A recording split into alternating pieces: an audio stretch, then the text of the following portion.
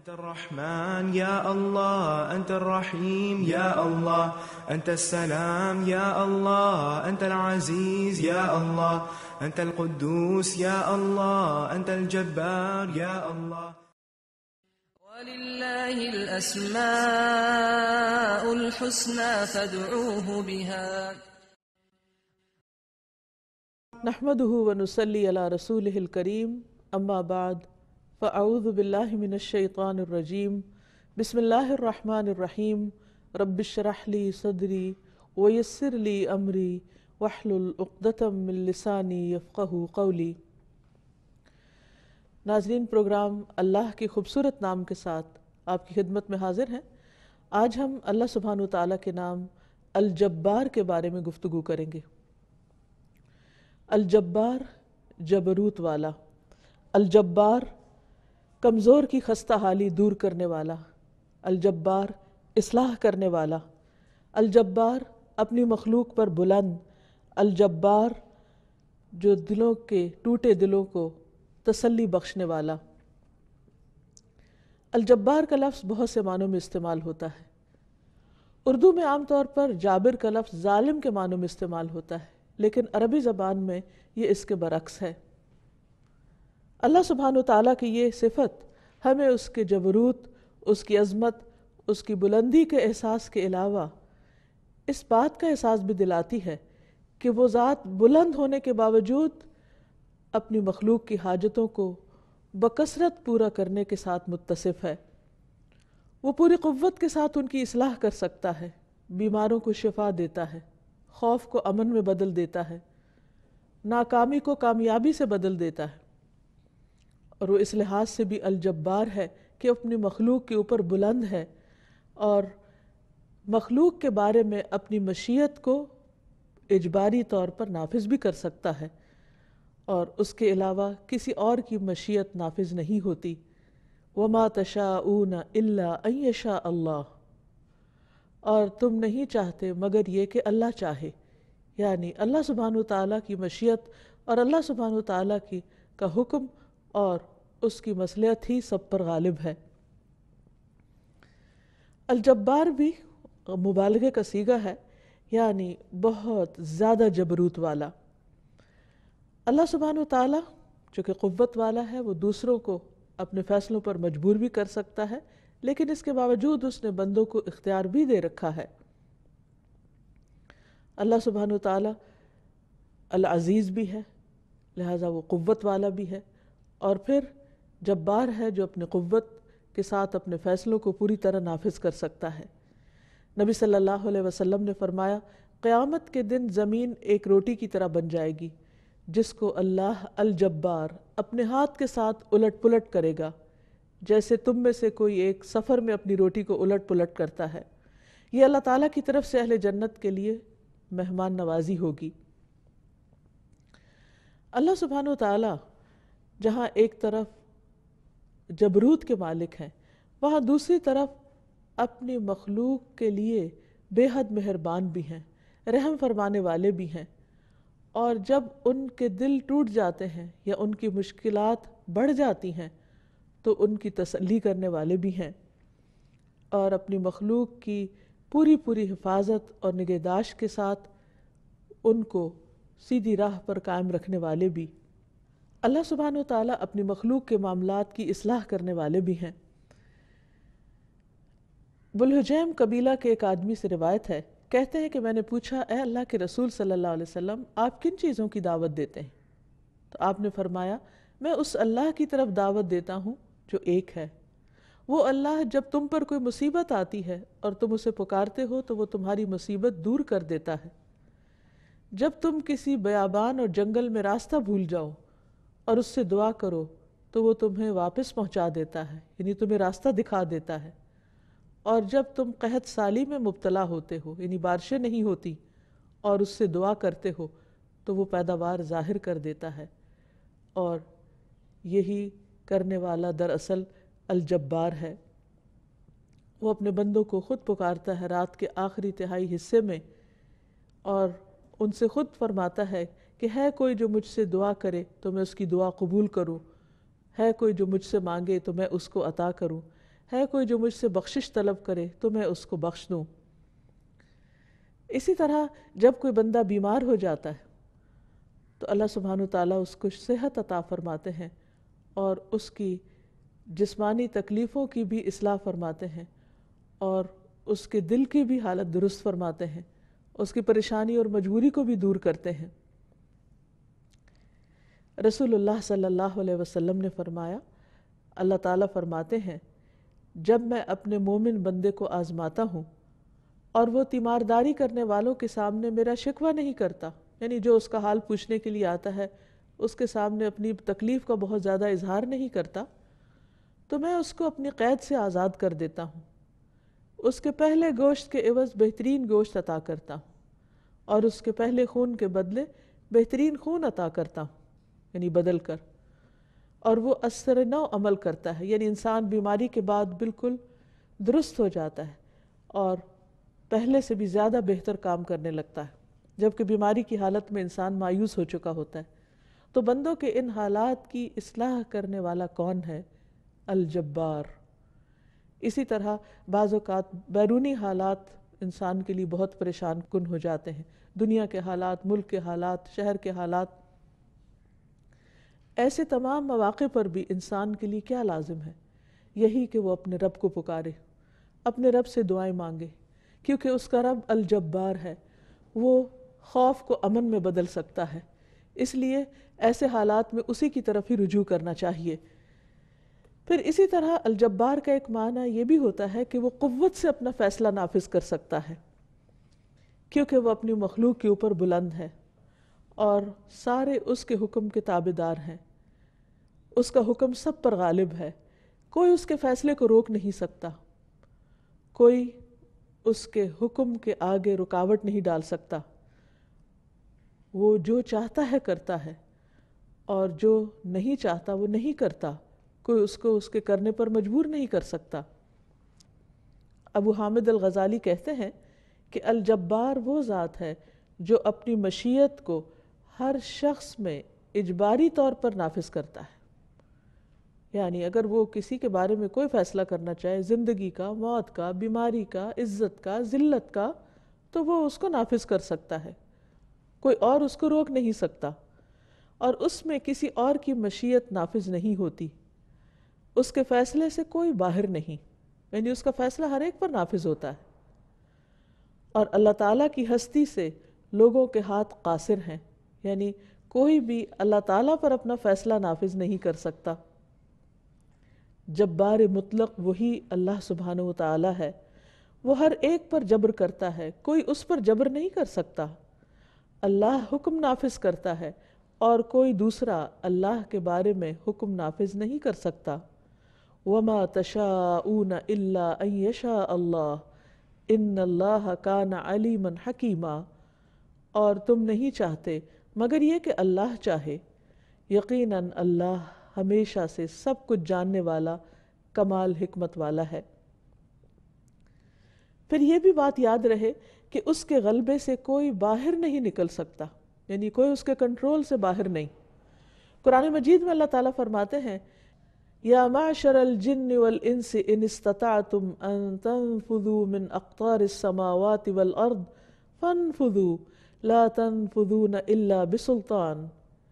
اے جن و انس کی جماعت، اے جن و انس کے گروہ، اگر تم طاقت رکھتے ہو کہ آسمانوں اور زمین کے کناروں سے نکل جاؤ تو ایسا کر کے دکھاؤ، کسی غلبے کے سوا نہیں نکلو گے، اس نکلنے کے لیے بڑا زور چاہیے، اور وہ بھی اللہ کے اذن کے ساتھ۔ پھر اسی طرح یہ ہے کہ اللہ سبحانہ وتعالیٰ کسی کے آگے جواب دہ نہیں، کوئی اس سے پوچھ نہیں سکتا، اس کے فیصلوں کے بارے میں اس کو چیلنج نہیں کیا جا سکتا۔ سورۃ الانبیاء میں اللہ تعالیٰ فرماتے ہیں لا یسأل عما یفعل وہم یسألون، اس سے نہیں پوچھا جاتا اس کے متعلق جو وہ کرے اور ان سے پوچھا جاتا ہے، یعنی وہ پوری طاقت رکھتا ہے کہ لوگوں سے ان کے اعمال کا حساب کرے، اور یہی فرق ہے خالق اور مخلوق میں۔ پھر یہ ہے کہ اس کی مانے بغیر کوئی چارہ بھی نہیں۔ سورۃ فصلت میں آتا ہے ثم استوى الى السماء وهي دخان فقال لها وللارض ائتيا طوعا او كرها قالتا اتینا طائعین، پھر وہ آسمان کی طرف متوجہ ہوا اور وہ ایک دھواں سا تھا، تو اس نے اس سے اور زمین سے کہا آ جاؤ، خوشی سے یا ناخوشی سے، یعنی بن جاؤ۔ دونوں نے کہا ہم خوشی سے آ گئے۔ تو اس سے بھی پتہ چلتا ہے کہ کائنات میں جو بھی چیزیں ہیں وہ خوشی اور رغبت سے اللہ تعالیٰ کی اطاعت کرتی ہیں، اور اللہ تعالیٰ نے ان کو جیسا بنانا چاہا، جس شکل میں ڈھالنا چاہا، وہ اسی میں ڈھل گئی۔ پھر اسی طرح اللہ سبحانہ و تعالیٰ جب کسی قوم کے بارے میں یا جب کسی انسان کے بارے میں کوئی فیصلہ کر لیتا ہے تو وہ قوم اپنی مرضی سے اس کو تبدیل نہیں کر سکتی۔ ہاں یہ الگ بات ہے کہ اللہ تعالیٰ جب تک جس کو جو چاہے ڈھیل دے، اختیار دے، مہلت دے، اور وہ اسے جیسے چاہے استعمال کرے، لیکن جب اللہ تعالیٰ کا اس کے بارے میں کوئی فیصلہ آ جاتا ہے، مثلا عذاب کا فیصلہ آ جاتا ہے، تو پھر پوری قوم بھی مل کر نہیں ٹال سکتی۔ قوم نوح کے اوپر عذاب کا جب فیصلہ آیا تو زمین اللہ کے حکم سے پانی اگلنے لگی اور آسمان بھی پانی برسانے لگا، زمین اور آسمان کا پانی مل گیا اور وہ قوم ڈبو دی گئی۔ وہ ساری قوم بھی مل کر اللہ کے فیصلے کو نہیں روک سکی۔ اسی طرح قوم صالح کی بستیاں، اسی طرح یعنی قوم سمود، اور پھر قوم ہود، عاد کے لوگ کتنے طاقتور تھے، وہ کتنے بڑے بڑے محلات انہوں نے تعمیر کیے۔ قوم سمود نے کتنی بڑی بڑی چٹانوں کو تراش کر عمارتیں بنائیں۔ اسی طرح قوم فرعون، ان میں سے کون بچا؟ اللہ کے فیصلے سے کون بھاگ سکا؟ اللہ سبحانہ وتعالیٰ کا فیصلہ ان پر نافذ ہو کر رہا۔ پھر اسی طرح یہ بھی ہے کہ بعض اوقات اللہ سبحانہ وتعالیٰ وقتی طور پر کسی کو آزمائش میں ڈالتے ہیں تاکہ وہ سمجھ جائے، اور پھر اس کے بعد اس کو اس طریقے پر ہدایت بھی دیتے ہیں جب کوئی ہدایت کے لائق ہو۔ تو یہ بھی اللہ کا فیصلہ ہوتا ہے، اور اللہ سبحانہ وتعالیٰ کے فیصلوں کو کوئی بدل نہیں سکتا۔ پھر اسی طرح یہ ہے کہ دنیا کے معاملات میں تو اللہ تعالیٰ کے فیصلے ہیں ہی، آخرت میں بھی سارے فیصلے اللہ سبحانہ وتعالیٰ ہی کے ہاتھ میں ہوں گے، کیونکہ الملک یومئذ للہ، ساری بادشاہت اللہ تعالیٰ کے پاس ہوگی، اور اسی کا حکم اور اسی کا فیصلہ نافذ ہوگا۔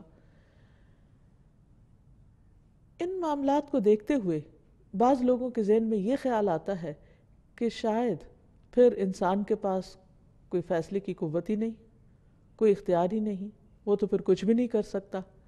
شاید اللہ سبحانہ وتعالیٰ سب پر جبر کرتا ہے اور ہر ایک سے جبراً اپنا فیصلہ منواتا ہے۔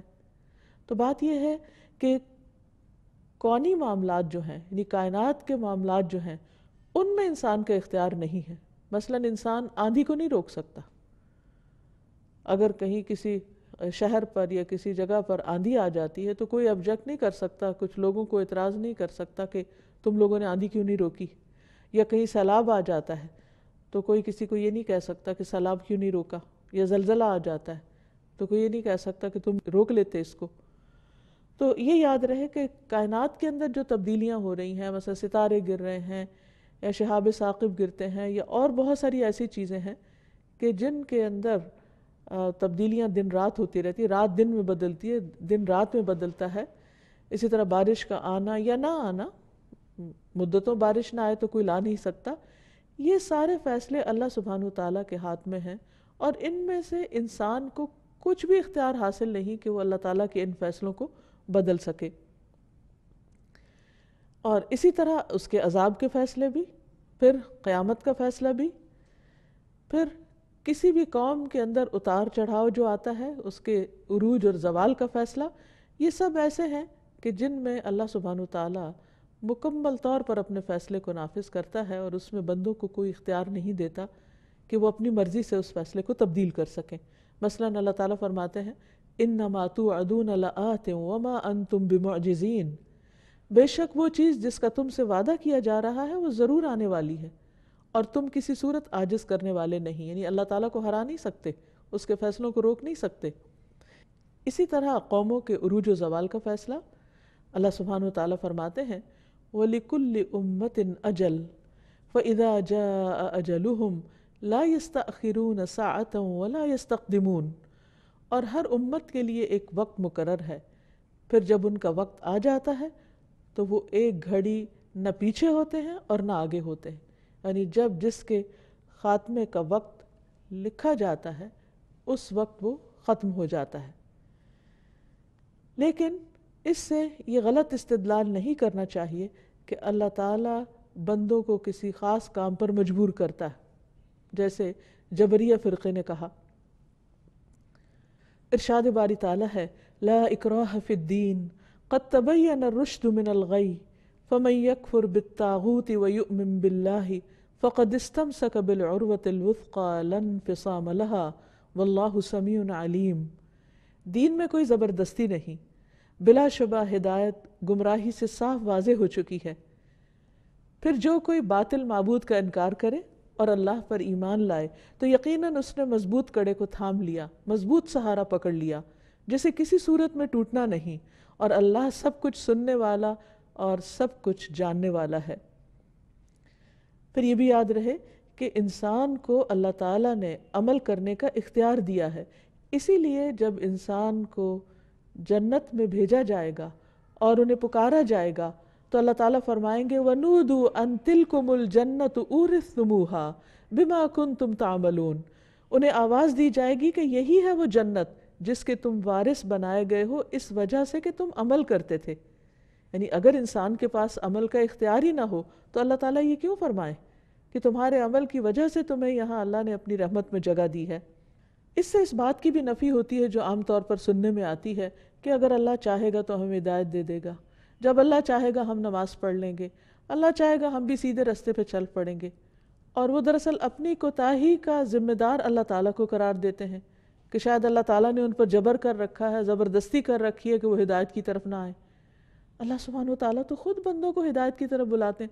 دن میں 5 بار مسجد سے آواز آتی ہے حی علی الصلاح حی علی الفلاح، آؤ نماز کی طرف، آؤ کامیابی کی طرف. پھر کیسے ہو سکتا ہے کہ اللہ تعالیٰ بندوں کو نیک کام نہ کرنے دے اور ان کے قدم روک دے، الا یہ کہ بندے ہی نہ چاہیں کہ وہ اللہ تعالیٰ کی طرف بڑھیں. پھر اسی طرح ایک اور جگہ پر آتا ہے اللہ تعالیٰ فرمائیں گے ادخلوا الجنت بما کنتم تعملون، تم جنت میں داخل ہو جاؤ کیونکہ تم عمل کیا کرتے تھے. تو گویا جو بھی جنت کا طلبگار ہے، جو ہمیشہ ہمیشہ کی کامیابی چاہتا ہے، اس کے لیے لازم ہے کہ وہ نیک کاموں میں جلدی کرے اور سستی کا شکار نہ ہو اور ادھر ادھر کی تعویلیں نہ کرے کہ قسمت میں ہوگا تو نیک بن جائیں گے. ایک اور جگہ پر اللہ تعالیٰ فرماتے ہیں وَقُلِ الْحَقُّ مِن رَبِّكُمْ فَمَنْ شَاءَ فَلْيُؤْمِنْ وَمَنْ شَاءَ فَلْيَكْفُرْ. کہہ دیجئے حق آپ کے رب کی طرف سے آیا، یعنی حق، سچ، قرآن، دین کی تعلیم آ چکی ہے. اب جس کا جی چاہتا ہے ایمان لے آئے، وہ مان جائے، اور جس کا جی چاہتا ہے کفر کر لے. یعنی دنیا میں اللہ تعالیٰ نے انسان کو اختیار دیا ہے ماننے یا نہ ماننے کا، لیکن یہ یاد رکھے کہ ماننے اور نہ ماننے کا انجام بالکل مختلف ہے. اِنَّا أَعْتَدْنَا لِلظَّالِمِينَ نَارًا أَحَاطَ بِهِمْ سُرَادِقُهَا وَإِن يَسْتَغِيثُوا يُغَاثُوا بِمَاءٍ كَالْمُهْلِ يَشْوِي الْوُجُوهَ بِئْسَ الشَّرَابُ وَسَاءَتْ مُرْتَفَقًا.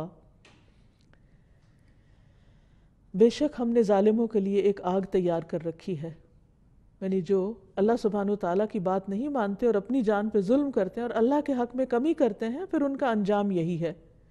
جس کی کناتوں نے انہیں گھیر رکھا ہے، یعنی انہیں چاروں طرف سے سراؤنڈ کرے گی، اور اگر وہ پانی مانگیں گے تو پانی نہیں، پگھلے ہوئے تانبے جیسا پانی دیا جائے گا جو چہروں کو بھون ڈالے گا. بہت بری ہے پینے کی چیز اور بری آرام گاہ. لیکن اس کے برعکس جو لوگ اللہ سبحانہ وتعالیٰ کی دی ہوئی چوائس سے نیک کام کرتے ہیں، اچھے کام کرتے ہیں، تو اللہ تعالیٰ فرماتے ہیں ان الذین آمنوا وعملوا الصالحات انا لا نضیع اجر من احسن عملا. بے شک وہ لوگ جو ایمان لائے اور انہوں نے اچھے اچھے کام کیے، بے شک ہم اس کا اجر ضائع نہیں کرتے. جو بھی اچھا عمل کرے، یعنی جو شخص اپنے دل کی خوشی کے ساتھ، اپنی رغبت کے ساتھ اللہ تعالیٰ کی اطاعت کرے گا، اللہ تعالیٰ اس کے عمل کو قبول فرمائیں گے. رسول اللہ صلی اللہ علیہ وسلم نے بھی اس کانسیپٹ کو بہت بہترین طریقے سے واضح فرمایا. ایک حدیث میں آتا ہے المؤمن القوی خیر واحب الی اللہ من المؤمن الضعیف. طاقتور مومن، قوت والا مومن اللہ کے نزدیک کمزور مومن سے بہتر اور زیادہ پسندیدہ ہے. کیونکہ انسان اپنے ایمان کی قوت سے، اپنی جسمانی قوت سے، عقل کی قوت سے زیادہ اچھے کام کر سکتا ہے۔ وفی کل خیر، ہر ایک میں بھلائی ہے، یعنی ہر مومن میں ہی خیر ہے، لیکن جو مومن قوت والا ہے وہ زیادہ بہتر ہے۔ پھر فرمائے احرص علی ما ینفعک، اس چیز کی حرص کرو جو تمہیں فائدہ دیتی ہو۔ جب فائدے کی بات آتی ہے تو ہم عام طور پر صرف دنیا کا فائدہ سوچتے ہیں، اور دنیا کا تو کوئی نہ بھی کہے تو ہم خود ہی ان چیزوں کے حریص ہو جاتے ہیں جن میں خواہ وقتی فائدہ کیوں نہ ہو۔ لیکن یہاں دنیا اور آخرت دونوں کے فائدے کی طرف انسان کی توجہ ہونی چاہیے۔ تو اللہ تعالیٰ فرماتے ہیں احرص علی ما ینفعک واستعن باللہ، اور اللہ کی مدد مانگتے رہو۔ ولا تعجز، عاجز بن کے مت بیٹھ جاؤ، عاجز مت بنو۔ یہ نہ کہو کہ اللہ چاہے گا تو ہو جائے گا، نہیں، اٹھو، کوشش کرو۔ اللہ تعالیٰ نے تمہیں اختیار دیا ہے کام کرنے کا، اس نے تمہارے ہاتھ باندھ نہیں دیے، تمہارے پاؤں روک نہیں دیے کہ تم نیکی کے کاموں کے لیے نہ نکلو۔ پھر اسی طرح اللہ سبحانہ وتعالیٰ نے جہاں کرنے کا اختیار دیا ہے وہاں کسی چیز سے رکنے کا بھی اختیار دیا ہے، اور اگر انسان اپنی چوائس سے نیکی سے رکتا ہے تو اس پر اس کی پوچھ بھی ہے۔ قرآن مجید میں آتا ہے فی جنات یتساءلون عن المجرمین ما سلککم فی سقر قالوا لم نک من المصلین ولم نک نطعم المسکین وکننا نخوض مع الخائضین وَكُنَّا نُكَذِّبُ بِيَوْمِ الدِّينِ حَتَّى أَتَانَا الْيَقِينَ۔ جنتوں میں سوال کریں گے مجرموں سے، یعنی اللہ سبحانہ وتعالیٰ جب لوگوں کو جنت اور جہنم میں بھیج دیں گے تو جو لوگ جنت میں ہوں گے وہ جہنم میں جانے والوں سے پوچھیں گے، عن المجرمین، ان سے پوچھیں گے ما سلککم فی سقر، تم جہنم میں کیسے پہنچ گئے، اس آگ میں کیوں پڑے ہو؟ قالوا لم نک من المصلین، تو وہ کہیں گے ہم نماز پڑھنے والوں میں سے نہیں تھے، ہم نماز نہیں پڑھتے تھے۔ خود اپنی زبان سے اقرار کریں گے کہ ہماری یہ غلطی تھی۔ تو اس سے پتہ چلتا ہے کہ انہیں پتہ تھا کہ وہ پڑھ سکتے تھے لیکن انہوں نے جان بوجھ کے نہیں پڑھی، اس لیے ان کا یہ انجام ہوا۔ وَلَمْ نَكُ نُطْعِمُ الْمِسْكِينَ، اور دوسرا بہت بڑا قصور اور گناہ یہ تھا کہ ہم مسکین کو کھانا نہیں کھلاتے تھے، غریبوں کا خیال نہیں رکھتے تھے، بھوکوں کو نہیں کھلاتے تھے، ضرورت مندوں کی ضرورت پوری نہیں کرتے تھے۔ تو یہ چیز ہمیں جہنم میں لے آئی۔ اور تیسری بڑی خرابی کیا تھی؟ وَكُنَّا نَخُوضُ مَعَ الْخَائِضِينَ، دین کے بارے میں بحثیں کرنے والوں کے ساتھ مل کے ہم بھی بحثیں کرتے تھے، باتیں بناتے تھے، اور یہی بحثیں اور باتیں ہی ہیں دراصل انسان کو بھٹکانے والی، کہ انسان اللہ سبحانہ وتعالیٰ کے بارے میں غلط گمان قائم کر لیتا ہے، دین کے بارے میں غلط رائے قائم کر لیتا ہے، کیونکہ اس نے دین کی اصل بنیاد جو قرآن میں ہے، نبی صلی اللہ علیہ وسلم کی سنت میں ہے، اس کو نہ خود کبھی پڑھا ہوتا ہے، نہ کبھی سنا ہوتا ہے، نہ کبھی جانا ہوتا ہے، اور دین کے بارے میں صرف سنی سنائی باتوں پر ہی اس نے اپنا ایک امیجنیشن قائم کیا ہوتا ہے، جزا سزا کے بارے میں، جنت جہنم کے بارے میں۔ تو یہی غلط فہمیاں اس کے برے انجام کا باعث بنی۔ اور وَكُنَّا نُكَذِّبُ بِيَوْمِ الدِّينِ، ہم یوم الدین یعنی جزا سزا کے دن کو ہی جھٹلاتے تھے کہ یہ سب لوگوں کی ایسی مولویوں کی باتیں ہیں، ڈراتے ہیں، اور یہ سب خیالی چیزیں ہیں، حقیقت ان کی کچھ نہیں۔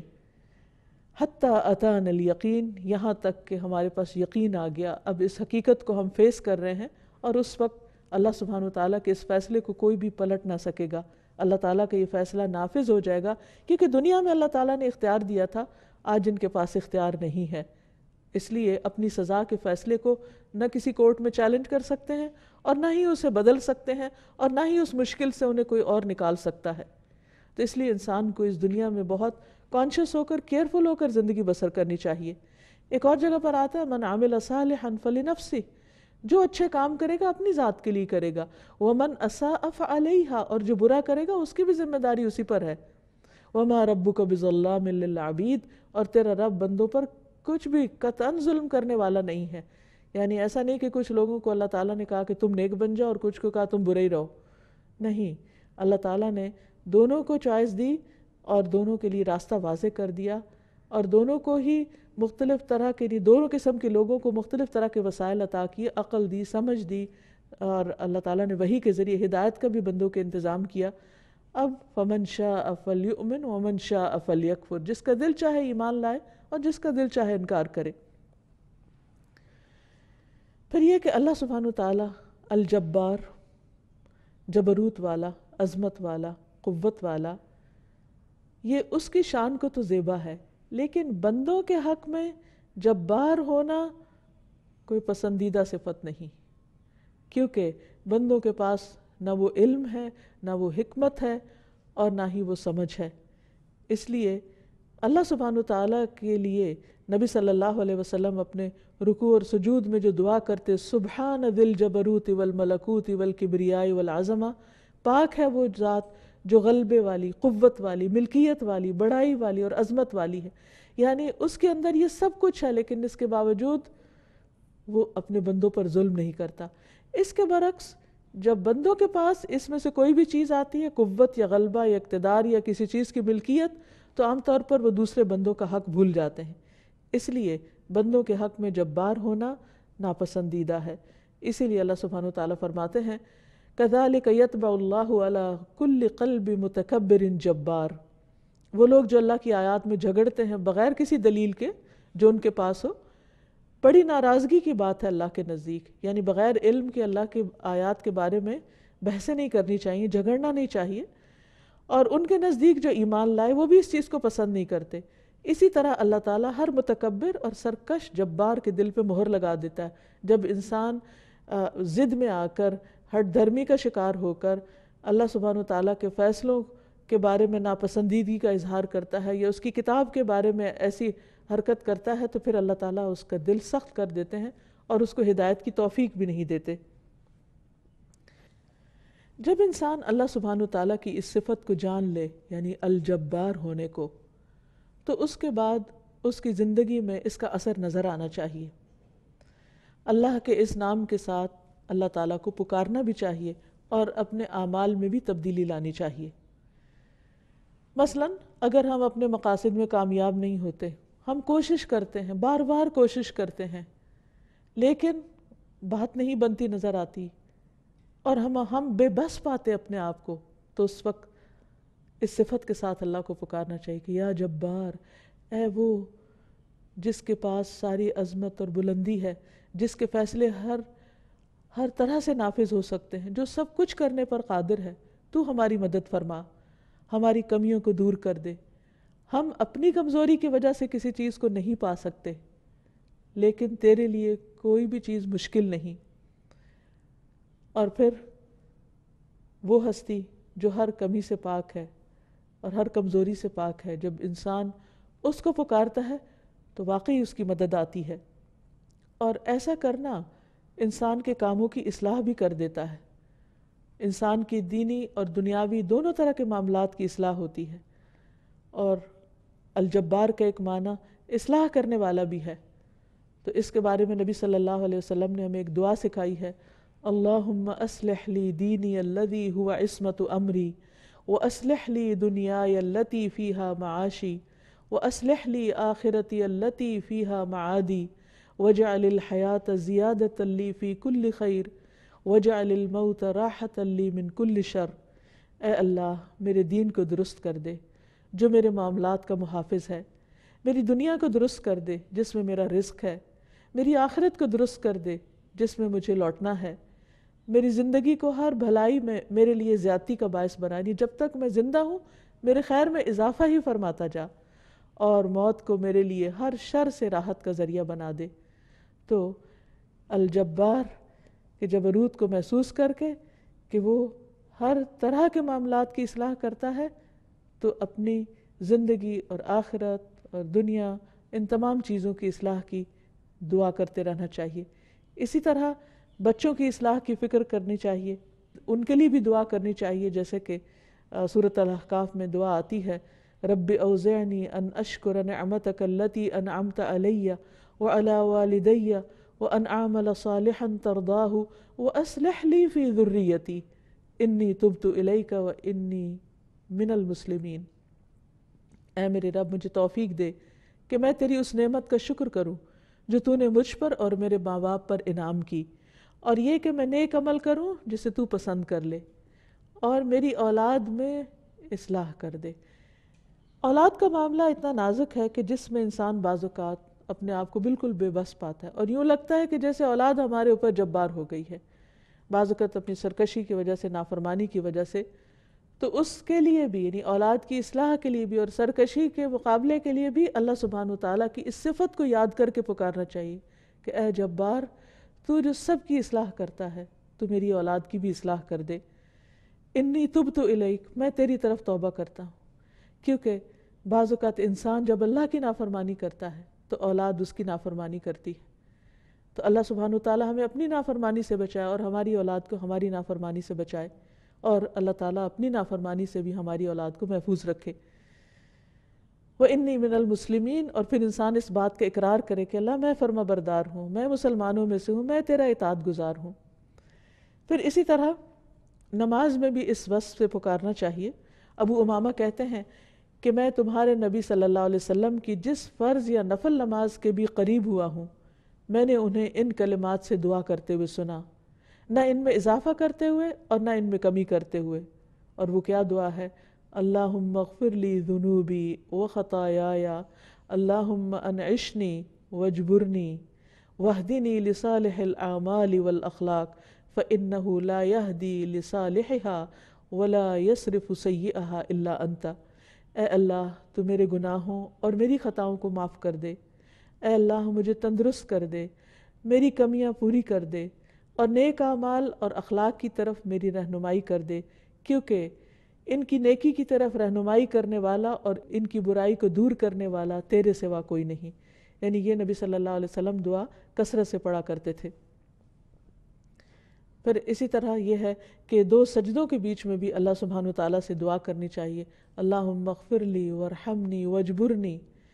اسی طرح انسان اپنی عملی زندگی میں خود جابر اور قاہر بننے سے پرہیز کرے، یعنی دوسروں کے اوپر غلبہ پانے کی کوشش نہ کرے یا دوسروں کے ساتھ زیادتی نہ کرے، بلکہ اللہ سبحانہ وتعالیٰ کے احکامات کے آگے جھکتا رہے۔ اور اس کے لیے انسان دنیا کے بڑے بڑے جابروں کے انجام سے سبق پکڑے، کیونکہ اللہ تعالیٰ ہر انسان کو کچھ نہ کچھ دے کر آزماتا ہے۔ بعض اوقات اس کو سوچنے کی قوت دیتا ہے، کبھی بولنے کی دیتا ہے، کبھی لکھنے کی دیتا ہے، کبھی مال کی قوت دیتا ہے، کبھی اولاد سے قوت دیتا ہے۔ تو جو بھی نعمت ہوتی ہے وہ انسان کے لیے امتحان بن جاتی۔ تو شیطان چونکہ انسان کے ساتھ ہے تو بہت دفعہ وہ ان نعمتوں اور ان قوتوں کو غلط راستے پر ڈالنے کی کوشش کرتا ہے، اور انسان کبھی اس کے بہکاوے میں آ جاتا ہے۔ تو ایسے میں کبھی بھی انسان اپنے کسی اختیار، کسی بھی نعمت کی وجہ سے اگر دوسروں کے اوپر زیادتی کرنے لگا ہے تو اسے رک جانا چاہیے کہ ظلم اور زیادتی کبھی بھی پنپتی نہیں۔ اللہ سبحانہ وتعالیٰ ظالم کو یا جابر کو ایک وقت تک تو مہلت دیتا ہے، لیکن اس کے بعد اس کی رسی کھینچ لیتا ہے اور وہ اپنے ناک کے بل گرتا ہے۔ اسی طرح ہدایت سے بھی وہ محروم ہو جاتے ہیں، حتیٰ کہ آخری وقت میں جب ان کے سامنے ساری حقیقت کھل جاتی ہے اور ان کو سمجھ آ جاتا ہے کہ اصل قوت کس کی ہے، تو اللہ سبحانہ وتعالیٰ اس وقت پھر اس کی اس بات کو قبول نہیں کرتے۔ جیسے فرعون جب ڈوبنے لگا تو اسے پتہ چلا کہ میرے پاس تو کوئی قوت نہیں، میں تو اس پانی کو بھی نہیں روک سکتا جس کے بارے میں میں کہتا تھا الیس لی ملک مصر و ہذہ الانہار التی تجری من تحتی، کہ یہ مصر کا ملک اور یہ نہریں جو میرے نیچے بہتی ہیں کیا میری نہیں، میں ان کا مالک نہیں؟ تو انہیں میں سے ایک دریا میں جب وہ ڈوب گیا اور اپنے آپ کو بچا نہ سکا تو اس کو سمجھ آ گئی اور کہنے لگا کہ میں بنی اسرائیل کے رب پر ایمان لاتا ہوں، لیکن اس وقت اس کا ایمان قبول نہیں کیا گیا۔ اسی طرح عیسیٰ علیہ السلام نے اپنے بارے میں فرمایا تھا وَبَرًّا بِوَالِدَتِي وَلَمْ يَجْعَلْنِي جَبَّارًا شَقِيًّا، کہ اللہ سبحانہ وتعالیٰ نے مجھے اپنی والدہ کے ساتھ اچھا سلوک کرنے والا بنایا اور مجھے سرکش بدبخت نہیں بنایا۔ تو جبار ہونا اور ظالم ہونا اور متکبر ہونا اللہ سبحانہ وتعالیٰ کو اپنے بندوں کے لیے ہرگز بھی پسند نہیں۔ پھر اسی طرح یہ ہے کہ انسان کی زندگی میں جب کوئی پریشانی آئے، خواہ وہ اپنے اس کے مالی معاملات میں ہو یا بچوں کی طرف سے کوئی پریشانی ہو، شفا کی ضرورت ہو، تو ان سب معاملات کو اللہ سبحانہ وتعالیٰ کے سپرد کر دینا چاہیے، اور اس وقت اللہ تعالیٰ کی اس صفت کو یاد کرنا چاہیے کہ اے الجبار جو سارے معاملات کی اصلاح کر سکتا ہے، تو میرے حالات بھی درست کر دے۔ اور پھر عاجزی اور انکساری کے ساتھ اللہ تعالیٰ کو پکارنا چاہیے اور عاجزی اور انکساری کو محسوس کرنا چاہیے۔ جب کبھی دل میں تھوڑے سے بھی اپنی بڑائی آنے لگے یا تکبر آنے لگے تو فوراً اللہ کا نام الجبار یاد کریں اور پھر بندوں کو خوشی کے ساتھ ان کے حقوق دیں، طاقتور کا حق بھی پہچانیں اور کمزوروں کا حق بھی پہچانیں۔ اور پھر ایک اور چیز یہ ہے کہ انسان جب سرکش لوگوں کی کمپنی میں ہوتا ہے تو اس کے اندر سرکشی آنے لگتی ہے. تو اس کے لیے کیا کرنا چاہیے کہ انسان یتیموں، مسکینوں اور غریب لوگوں کے بیچ میں بھی بیٹھے تاکہ اس کے اندر کی سرکشی دور ہو اور اس کے اندر ایک ایسا احساس ہو کہ وہ اللہ کے سامنے کمزور ہے. رسول اللہ صلی اللہ علیہ وسلم اللہ سبحانہ وتعالیٰ کا بہت ذکر کیا کرتے. حدیث میں آتا ہے کہ آپ لایانی گفتگو نہیں کرتے تھے، نماز لمبی پڑھتے تھے، خطبہ مختصر دیتے اور بیواؤں اور مسکینوں کے ساتھ جاتے اور ان کا کام کر دیتے تھے. آپ اللہ کے رسول تھے، آپ اللہ کے چنے ہوئے تھے، تمام انبیاء کے سردار تھے. اس کے باوجود آپ کی عاجزی دیکھیے کہ کس طرح وہ بیوہ اور مسکین کے پاس جاتے اور ان کے ساتھ بیٹھتے. اور یہی وہ چیز ہے کہ جس سے انسان کے اندر عاجزی پیدا ہوتی ہے اور انسان واقعی اللہ تعالیٰ کے جبروت کو، ملکوت کو، عظمت کو محسوس کرتا ہے. اللہ تعالیٰ ہمیں اپنے ان بندوں میں شامل کر لے جو واقعی اس کے پسندیدہ اور چنے ہوئے بندے ہیں، اور ہمیں اللہ تعالیٰ اپنے اس نام کی، اپنے صفت کی بہترین معرفت عطا کر کے ہمارے عمل کو اس کے مطابق بدل دے. وآخر دعوانا ان الحمد للہ يا الله أنت الحسيب يا الله أنت الشافي يا الله أنت المبين يا الله أنت الوكيل يا الله أنت القيوم يا الله أنت المتين يا الله أنت السبوح يا الله لا إله إلا الله محمد رسول الله لا إله إلا الله محمد رسول الله.